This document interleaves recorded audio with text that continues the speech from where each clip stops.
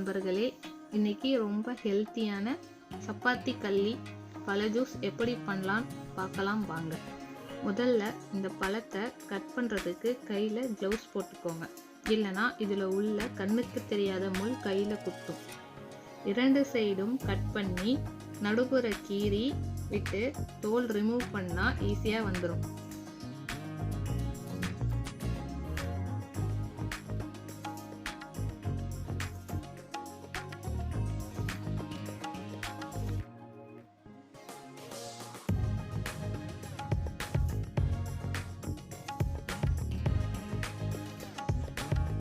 இதை சின்ன சின்னதாக கட் பண்ணி ஒரு மிக்ஸி ஜாரில் போட்டுக்கோங்க.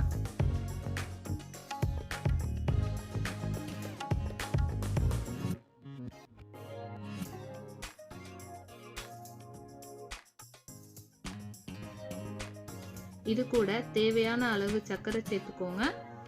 கூட 2 to 3 ட்ராப் லெமன் ஜூஸ் சேருங்க. இதை பல்ஸ் மோடில் விட்டு எடுத்துக்கோங்க. இப்போ ஒரு டம்ளர் காய்ச்சி ஆறவிட்ட பால், ஒரு டம்ளர் ஐஸ் வாட்டர் சேர்த்து நல்லா அரைச்சிக்கோங்க. இப்போ இது ஃபில்ட்ரு பண்ணி ஒரு ஜூஸ் ஜாரில் ட்ரான்ஸ்ஃபர் பண்ணிக்கோங்க.